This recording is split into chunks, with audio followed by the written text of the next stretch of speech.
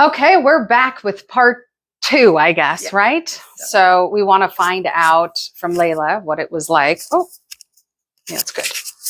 Okay, my voice is probably loud enough anyway. Yeah. But we're going to find out some more insider information about what it was like in 1992. So you've picked a location now. Yes. Okay, and so now it's time to what? Get a bank account? No. Sign a lease? No. Okay. First, so we were looking around. We said, well, we're just going to look for a small place. Okay. And it just happened that there was a small place available. It was a candy store. And I thought, oh, this is, of course, kids says, yeah, do this in the candy store. And the nice thing about that, we decided on that location, nice thing about that is the slat walls were up already. There were mirrors in between. There were furniture. So I really didn't have to do anything except the floor, which you laid the tiles. I did. Yeah. You peeled them off and you laid. I did. You laid the foundation for the earth stuff. And so now how am I going to get a lease? So I talked to the people and they said, well, I don't think you're going to make it anyway. Nobody makes it here. I have a hard time even speaking up about it. And it wasn't as easy as things are today. No. You know, the 1992 was a whole different. It was. So, okay. So they told you that they didn't really see a future. Yeah. They said, okay, well, we'll give you 6 months and then you'll be out of here. Then we can put out somebody else. So they gave you a 6-month lease. They didn't even give me a lease. They just pay us whatever it was. Okay. A month. Now, were you alone in signing the lease? No, of course not, because I just was a housewife with 2 kids and a husband who was a doctor. So they said, well, we're going to need the information from your husband because there's no background on you financially. So he signed, the goodness of his heart, he signed, and we had to open a bank account. They wouldn't open a bank account. First of all, I was a woman. I was a foreigner, even though I was legal. And they said, we can't open a bank account. It's just too risky. So again, my dear husband then, he actually signed. We opened a bank account under his name. That's my real father, not Lawrence. No, our first husband passed away. And so anyway, so I had a bank account and so we're in business. I want to back up a minute. What is that like? You know, in today's world, we're so used to a woman can do anything a man can do, right? Okay. So in 1992, and you weren't just a housewife, you were his surgical assistant, his operating assistant, you ran his office. So it wasn't just like you were just a housewife, which is a very difficult job in itself, but you were more than just that. You were financially smart. You also owned half of his business.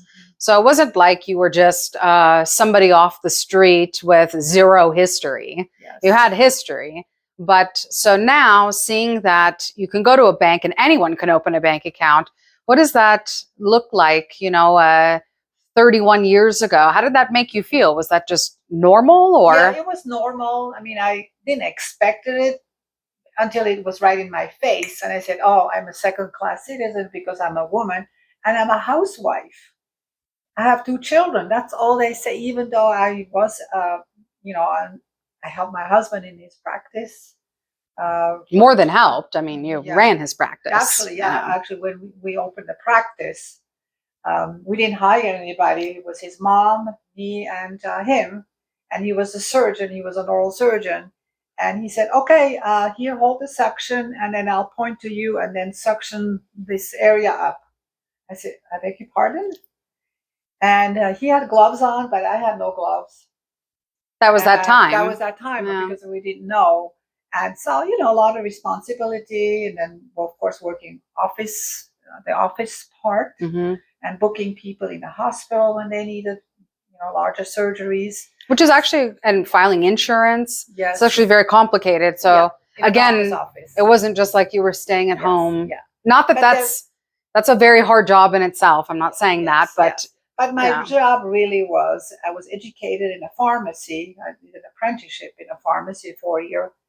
4-year program Mhm. and working with the pharmacist and just compounding, not just drugs. You know, we were compounding drugs, but also herbs. And I thought that was truly who I was. Yeah. But that didn't count. I said, what do you mean herbs? You better not mention that word because, you know, we don't do herbs like that. Of course, they were thinking of other herbs. You mean, well, it's not illegal now, but Yeah. illegal, like marijuana Yeah, and yeah, opium. And they said, look, dear lady, we do drugs here. We don't do herbs. So anyway. You were here to change that. Yes, yes.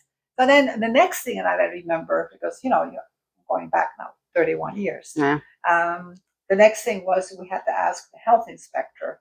Actually, somebody said, you know, you cannot just get the key and open up and just have your merchandise. You need to ask permission from the government, especially the health department. Yeah. And I said, okay, well, you know, I work in a doctor's office. I don't have a problem. No. So this was a 300 square foot location.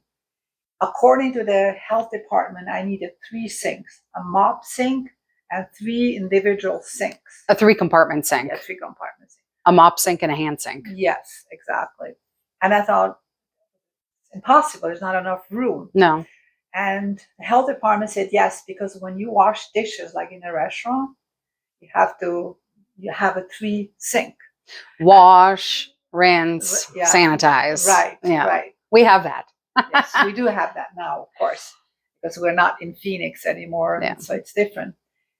So the health department said, well, you know, that's going to be a problem, but and I said, you know, I don't have dishes. I don't have this. I only have the scoopies where we scoop up the herbs. Yeah. It's not even wet or anything, just dry.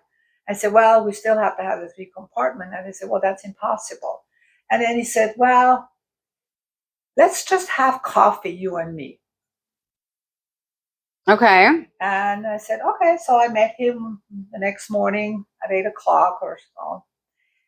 And he said, okay, well, let's just see, since you're going to be there only 6 months, maybe you can ask the TP restaurant, which is right across from your store, and ask them if you could go over there and wash your scoop. And so I asked the TP, and they were wonderful people. And so they said, yeah, of course you could do that. And so anyway, so then I got and he also didn't like the name Herb Stop. And he said, why don't you just call it Herbs and Spices?